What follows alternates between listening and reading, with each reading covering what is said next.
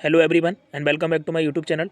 तो UP police constable के लिए जो हमारी हिंदी की प्रैक्टिस सीरीज चल रही है उसमें आज हमारी ये 8 नंबर की क्लास है। इससे प्रीवियस में मैं 7 क्लासें आपको करवा चुका हूँ। ठीक है, कल क्लास नहीं हो पाई थी उसके लिए सॉरी। और मैंने प्लेलिस्ट क्रिएट कर दी है जिसका लिंक आपको वीडियो के डिस्क्रिप्शन में मिल जाएगा। और टेलीग्राम चैनल को ज्वाइन कर लीजिए। जो भी पीडीएफ्स होती है मैं टेलीग्राम चैनल पर सेंड करते जा रहा हूँ। आपको बस इन्हीं रचनाओं को कंप्लीट कर लेना है। उसके बाद प्रैक्टिस सेट में आप देखेंगे तो आपको ये रचनाएं एक बार में ही याद आ जाएंगी। और जो भी मैंने नवीन सर के प्रैक्टिस सेट वगैरह लिए थे उनसे भी मैंने कुछ क्वेश्चंस को कलेक्ट किया है, तो आप इनको बड़ा कंटिन्यू रखिएगा। ठीक है, आपकी यूपी पुलिस कांस्टेबल यूपीएसआई का जो अपकमिंग एग्जाम है उसमें आपकी काफ़ी बेनिफिशियल रहने वाली है। चलिए अपनी क्लास पर चलते हैं और उसको टेलीग्राम को जरूर ज्वाइन कर लीजिए।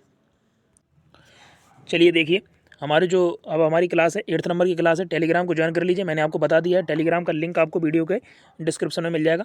अदरवाइज़ आपको चैनल पर जाकर सर्च कर सकते हैं, फर्स्ट 12 आपको चैनल भी मिल जाएगा। चलिए चलते हैं। क्वेश्चन नंबर फर्स्ट है, आई होप आपको दिख रहा होगा। 74 नंबर का क्वेश्चन है। धनामूल, धनामूल का मतलब क्या होता है? धनामूल का मतलब होता है ऐसी संख्या जिसके बारे में ज्ञात ना हो। ठीक है, ये चीज़ आपकी किस में आती है? अनिश्चित संख्या वाचक में। अभिकारी शब्द क्या होते हैं? जिनमें लिंग, वचन, काल, कारक और कारक के अनुसार उसमें कोई बदलाव न कर सकें। ठीक है, ऐसे शब्दों को बोला जाता है अभिकारी शब्द। रामचरितमानस की रचना दोहा और चौपाई शैली में हुई है। इसको मैं आपको पहले पढ़ा चुका हूँ। रामचरितमानस की रचना तुलसीदास ने की थी 16वीं शताब्दी में। ठीक है, और जितने भी उसमें कांड है मैंने सबको आपको बताया था। 76 नंबर का क्वेश्चन है रामचरितमानस। ठीक है, ये तो हो गया। तार सप्तक के संपादक कौन है? ये हैं अज्ञे। ठीक है, सच्चिदानंद, हीरानंद, वासनानंद, अज्ञे। ठीक है, और 1943, 1951, 1959 ये 3 तार सप्तक इन्होंने संपादित किए थे। उसके बाद 1979 में नामवर सिंह ने संपादित किया था। नामवर सिंह ने अधिकांश क्या लिखी हैं? आलोचनाएं लिखी हैं। ठीक है, जैसे कि वाद विवाद, संवाद और कविता के नए प्रतिमान। प्रमुख आलोचक में अगर देखा जाए तो रामचंद्र शुक्ल आते हैं, जिनका चिंतामणि एक निबंध है। लोकमंगल की भावना के सर्वश्रेष्ठ कवि किसको बोला जाता है? गोस्वामी तुलसीदास को। रंगभूमि किसकी रचना है? प्रेमचंद की। प्रेमचंद की और रचनाएं देखिए, गबन, गोदान, कर्मभूमि, दो बैलों की कथा, ईदगाह, सोजे वतन और असरार मुआबिद, ये इनकी उर्दू में कथा थी। और एक थी पूस की रात। ठीक है, आगे चलिए। क्वेश्चन है, प्रभु जी तुम सॉरी प्रभु जी तुम चंदन हम पानी जाकी अंग भंग बात समानी, ये किसकी रचना है? रैदास की पंक्ति है। अपभ्रंश का वाल्मीकि किसको बोला जाता है? स्वयंभू को। साखी शबद रमैनी ये किसकी हैं?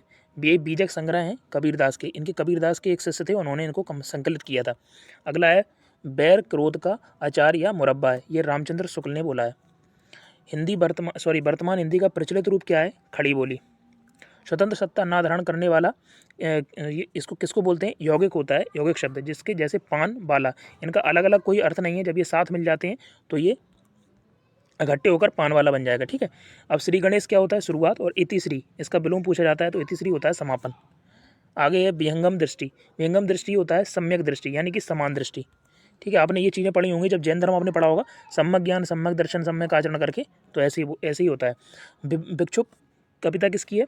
निराला की, सूर्यकांत त्रिपाठी निराला की। इनके और कविता संग्रह देख लीजिए, जूही की कली, कुकुरमुत्ता, बेला, नए पत्ते, परिमल, गीत का, अनामिका, ये सारी इनकी कविता संग्रह हैं।